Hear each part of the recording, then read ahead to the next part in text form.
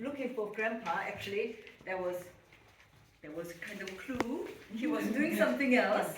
Okay, so he's having fun on the farm. That was not scripted at all? Nobody knows.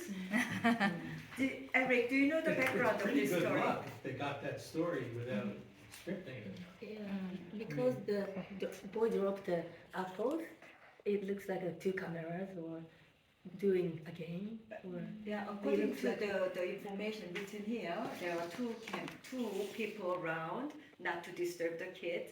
So that means that implies they try to give him space to let him do whatever he wants.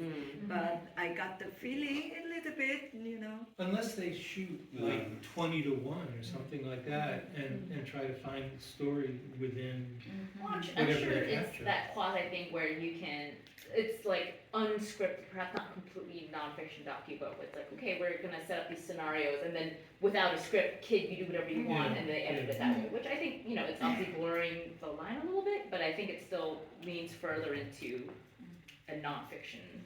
A bit like a reality show. Yeah, that's right, where it's like, there's no such thing as completely nonfiction. But I've done hundreds of these kind of things, and this one is long, which you cannot have the attention of the child that long. So yes, you have to have the storyline of the grandpa is going somewhere. Okay, so he's going to chase him, and then you have some obstacles or activities in the middle.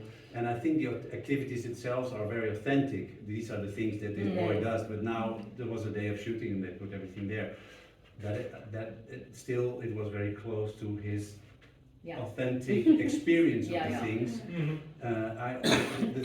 What for me was what I put a lot of emphasis in always myself, to keep the attention of the audience, because you're not pushing it by music or by anything else.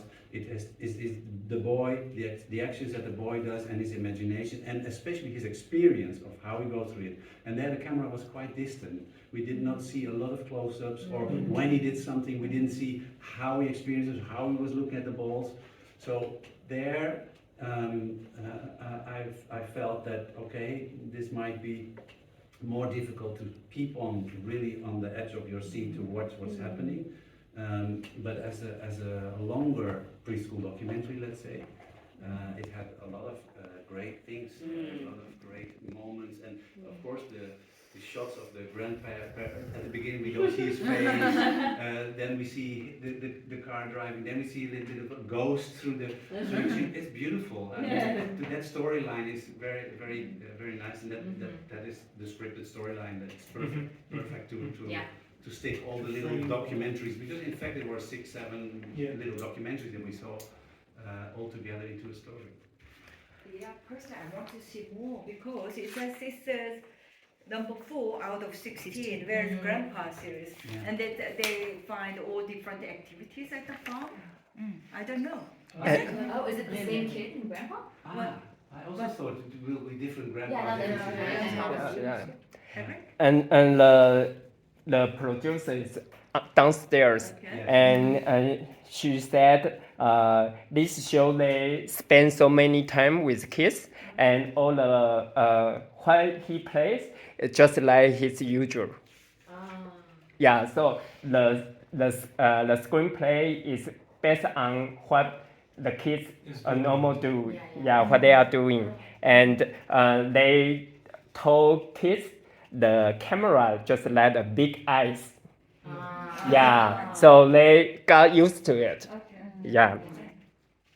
But Eric, is it following the same kid every single episode, or is it a different kid looking for their grandpa? Different kids. Not every time looking for grandpa or grandma. Different. But all the same, just the kids, based on what they do, what they in their daily life. Did anybody else wonder if the kid got in trouble for letting all the chickens out of the chicken house? There's a moment was doing the caught. Yeah, Because that seemed like, I was like waiting for the consequence or the response or something. No, it's Taiwan. Yeah. I don't think it will run away. But actually, what I worried is the rolling the oranges. Yeah. So, oh, the food. Yeah. Because he got lots of them. Yeah. He picked up.